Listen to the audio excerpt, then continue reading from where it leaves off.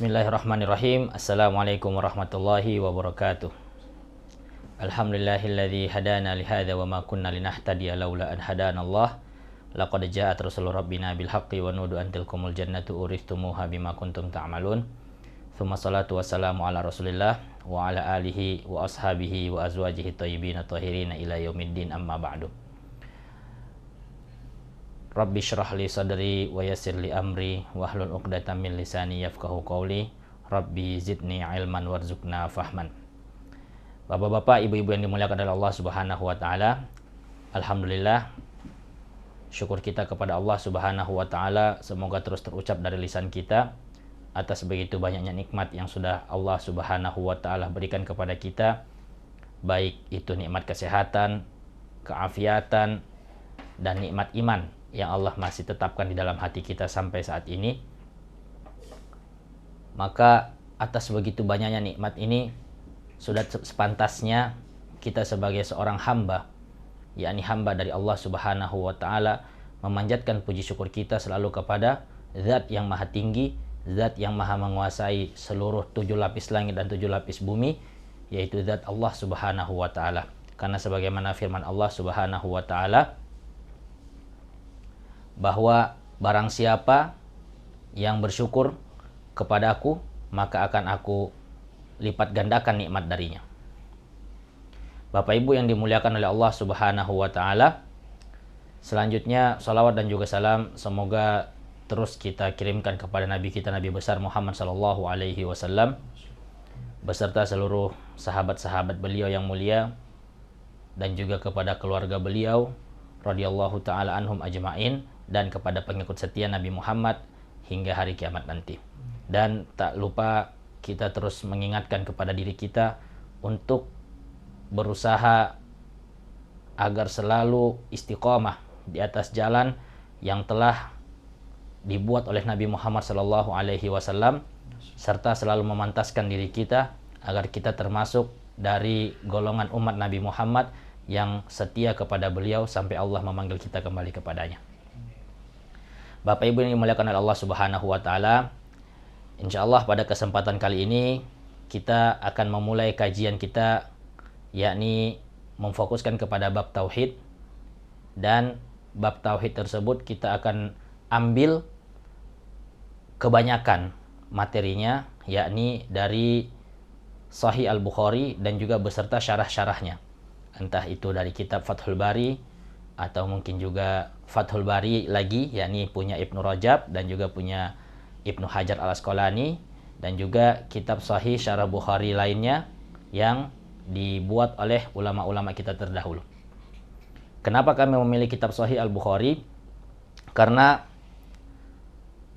sebagaimana sunnah merupakan rujukan nomor 2 umat Islam setelah Al-Quranul Karim, dan di antara kitab-kitab sunnah ini yang derajatnya paling tinggi atau ratingnya paling bagus dan ratingnya paling diakui oleh ulama-ulama kita sedunia, entah dari zaman salaf atau zaman khalaf, yaitu kitab Sahih Al-Bukhari ini. Maka kami memohon kepada Allah Subhanahu wa taala agar Allah Subhanahu wa taala selalu memberikan petunjuk kepada kami, memberikan kemudahan kepada kami untuk menggali setiap ilmu yang Imam Bukhari telah tuliskan dalam kitab sahihnya ini. Baik Bapak Ibu yang dimuliakan oleh Allah Subhanahu wa taala, pembahasan kita pada kesempatan pertama ini yaitu membahas tentang yang namanya iman. Dalam Sahih Al-Bukhari di Kitabul Iman, Imam Al-Bukhari memulai pembahasan kitab ini dengan menyandingkan salah satu hadis dari Abdullah ibn Umar radhiyallahu taala anhumah yang diriwayatkan oleh Imam Al-Bukhari dan juga Muslim. Beliau mengatakan, qala babul imani wa qaulun nabi sallallahu alaihi wasallam bunyal islamu ala khamsin. Ada sebuah pelajaran yang penting atau faidah yang bisa kita ambil bersama dari tulisan Imam Al-Bukhari di awal kitab ini, bahwa beliau mengatakan al-iman, babul iman, kemudian perkataan Rasulullah SAW, bunyal Islam. Dua kata, Pertama al-iman, kemudian juga al-Islam.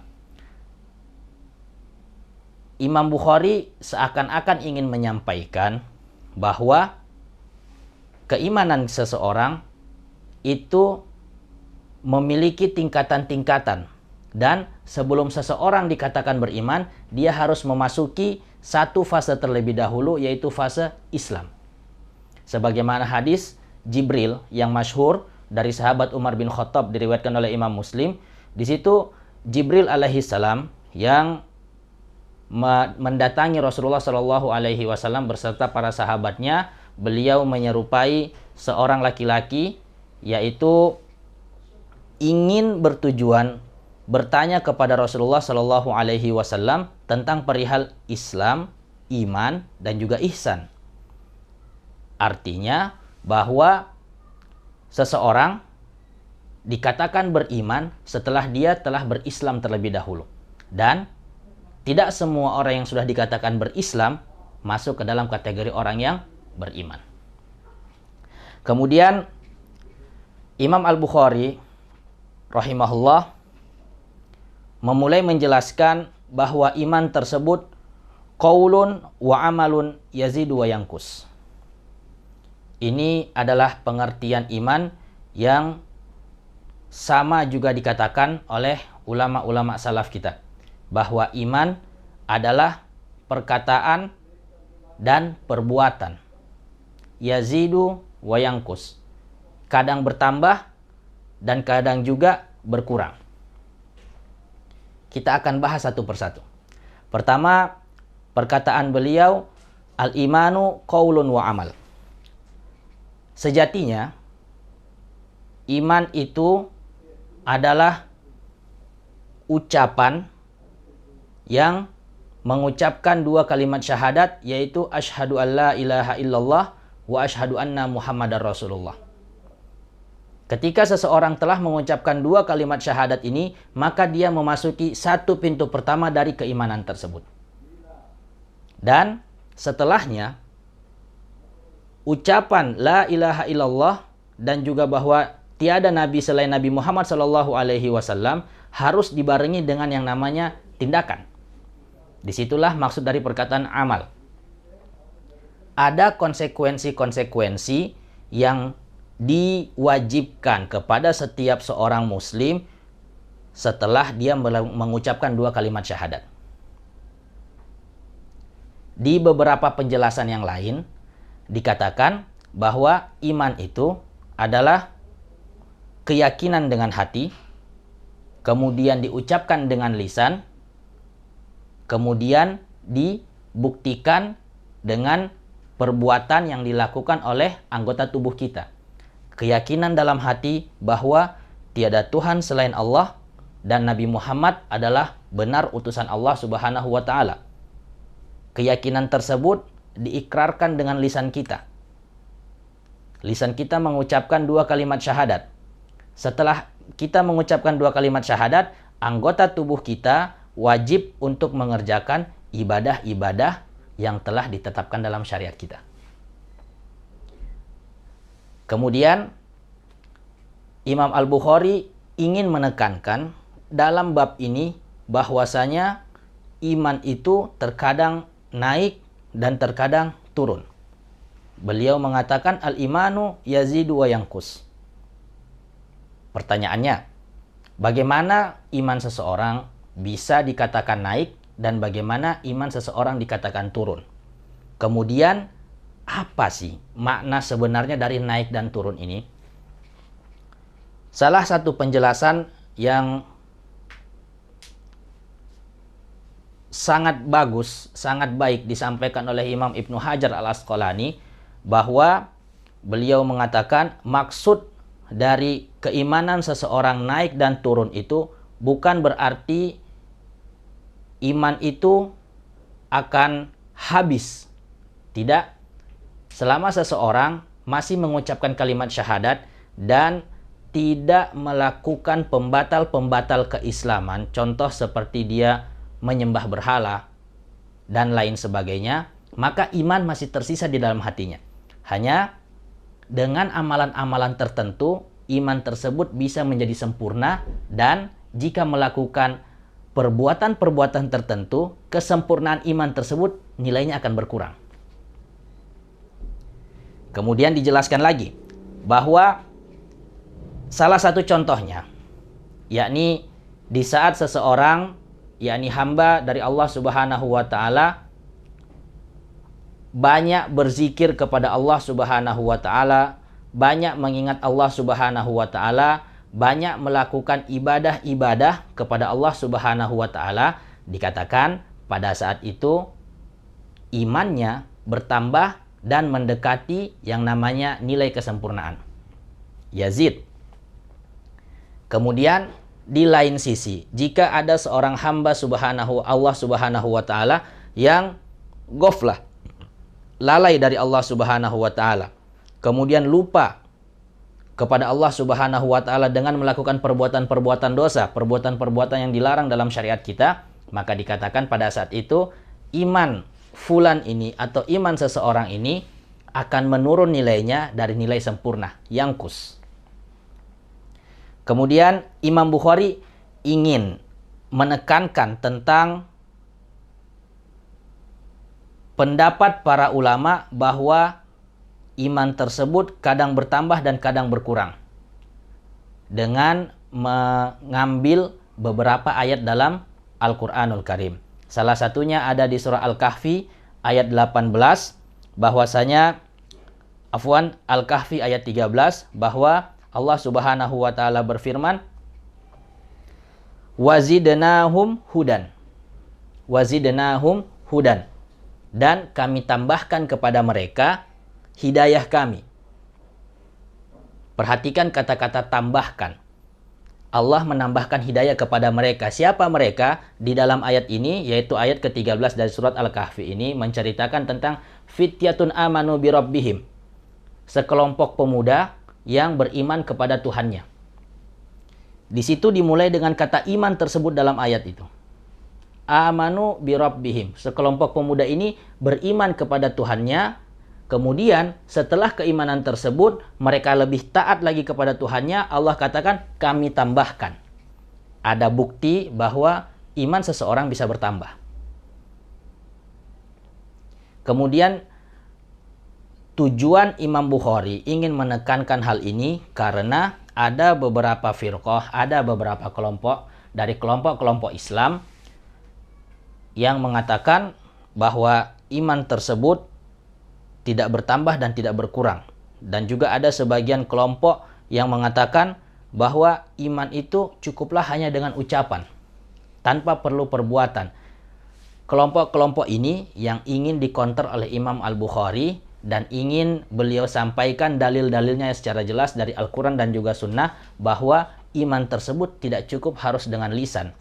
Tidak cukup iman tersebut hanya dengan lisan dan keyakinan hati, tetapi harus dibuktikan dengan yang namanya al-amal bil jawarih, atau dilakukan dengan anggota tubuh, dibuktikan dengan melakukan ibadah melalui anggota tubuh kita.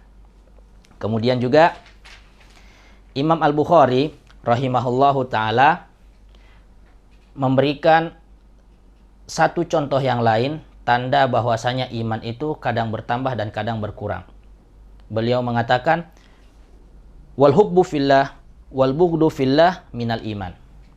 Al hubbu fillah, atau mencintai seseorang, mencintai sesuatu karena Allah Subhanahu wa taala, wal bughdu fillah, serta mencintai seseorang atau mencintai sesuatu karena Allah Subhanahu wa taala adalah termasuk dari iman.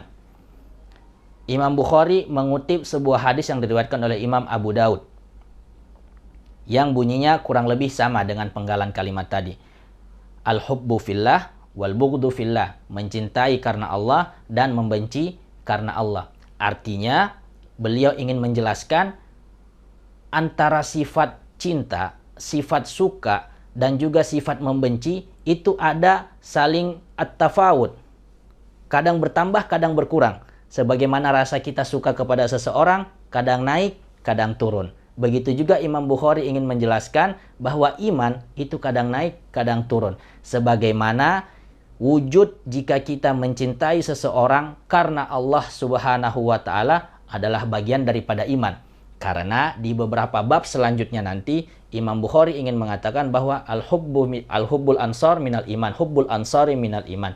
Mencintai sahabat-sahabat Nabi dari golongan Ansar adalah termasuk daripada iman.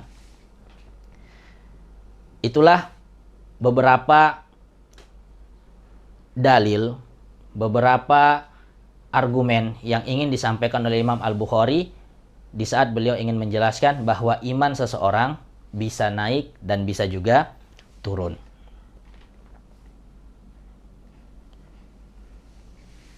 Maka dari itu, hadirin yang dimuliakan oleh Allah Subhanahu wa taala,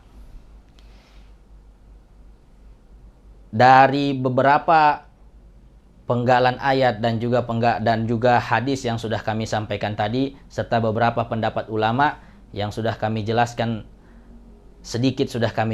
tadi, kita dapat mengambil beberapa pelajaran penting. Yang pertama, bahwa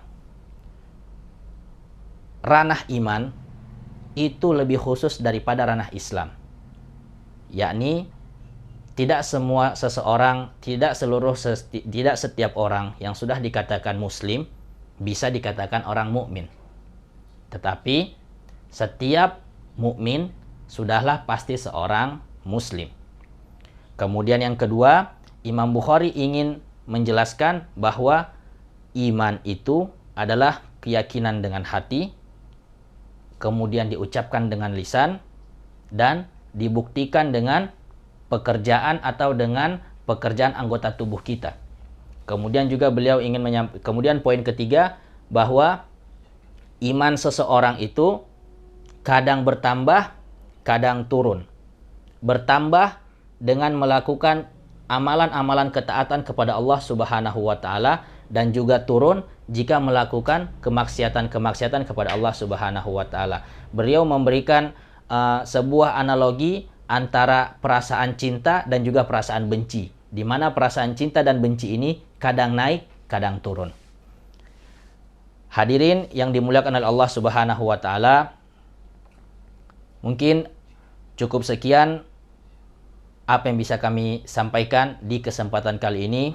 Semoga apa yang sedikit ini dapat diterima oleh Allah Subhanahu wa taala sebagai sebuah pahala, dan kami memohon maaf sebesar-besarnya jika ada kesalahan ucapan ataupun kesalahan perbuatan dari kami, karena kesempurnaan hanyalah milik Allah Subhanahu wa taala.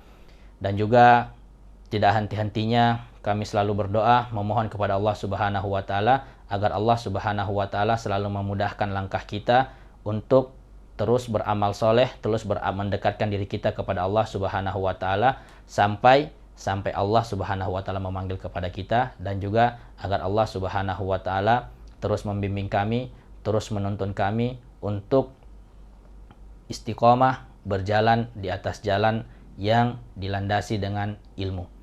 Barakallahu fikum. Assalamualaikum warahmatullahi wabarakatuh.